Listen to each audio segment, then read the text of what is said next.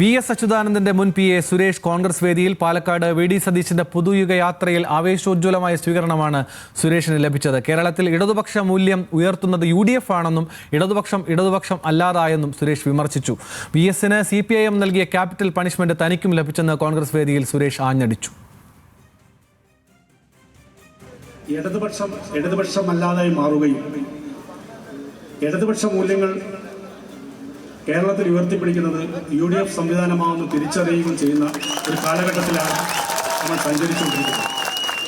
VSന് വിധിച്ചത് capital punishment എന്ന് നമുക്കെല്ലാം അറിയാം. അതേ ക്യാപിറ്റൽ പണിഷ്മെന്റ് എനിക്ക് ഇന്നലെ വിധിക്കപ്പെട്ടു എന്നുള്ളത് നിങ്ങളെല്ലാം മനസ്സിലാക്കിയ കാര്യമാണ്.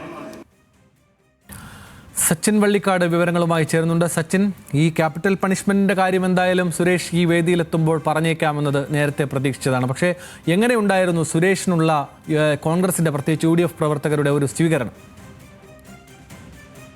തീർച്ചയായും വലിയ ആവേശത്തോടെയുള്ള ഒരു സ്വീകരണം തന്നെയാണ് UDFന്റെയും കോൺഗ്രസിന്റെയും പ്രവർത്തകർ പാലക്കാട് വെച്ച് നടന്ന പ്രതിപക്ഷ നേതാവ് നയിക്കുന്ന പുതുയുഗ യാത്രയിൽ വെച്ച് സുരേഷിന് നൽകിയിട്ടുള്ളത്. പ്രധാനമായും കഴിഞ്ഞ ദിവസങ്ങളിലെല്ലാം പ്രതിപക്ഷ നേതാവ് വി.ഡി. സതീശൻ പറഞ്ഞിരുന്നു, പുതുയുഗ യാത്രയിൽ വസന്തങ്ങൾ വിരിയും, അത്തരത്തിലുള്ള ഒരു വസന്തം വിരിഞ്ഞിരിക്കുകയാണ് പാലക്കാട് നിന്നും. അതായത് മുൻ മുഖ്യമന്ത്രി വി.എസ്. അച്യുതാനന്ദന്റെ പേഴ്സണൽ സ്റ്റാഫിൽ ഉണ്ടായിരുന്ന സുരേഷ്, വി.എസിന്റെ സന്തത സഹചാരി, വി.എസിനൊപ്പം മലമ്പുഴയിലെ എല്ലാ മേഖലകളിലും സന്ദർശിച്ച് എല്ലാ ജനങ്ങളോടും ബന്ധപ്പെട്ട് പ്രവർത്തിക്കുന്ന ഒരു നേതാവ് കൂടിയായിരുന്നു സുരേഷ്. സുരേഷിനെയാണ് ഇപ്പോൾ UDFന്റെ വേദിയിലേക്ക്, അതായത് കോൺഗ്രസിന്റെ വേദിയിലേക്ക് കോൺഗ്രസ് നേതാക്കൾ എത്തിച്ചിരിക്കുന്നത്.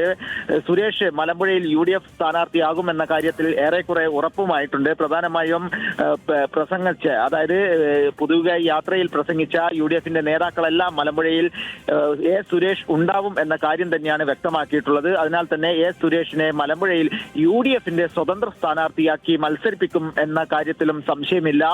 എന്നാൽ പോലും UDF കോൺഗ്രസിലേക്ക് ചേരില്ല എന്ന നിലപാടിൽ തന്നെ ഉറച്ചു നിൽക്കുകയാണ് സുരേഷ്. മാത്രമല്ല, സുരേഷിനെ UDF വേദിയിൽ എത്തിച്ചത് പ്രധാനമായും പ്രതിപക്ഷ നേതാവ് വി.ഡി. സതീശൻ, അതേപോലെ തന്നെ KPCCയുടെ മുതിർന്ന നേതാക്കൾ അടക്കമുള്ളവരാണ് എന്ന കാര്യം സുരേഷ് നേരത്തെ തന്നെ വ്യക്തമാക്കിയിട്ടുണ്ട്.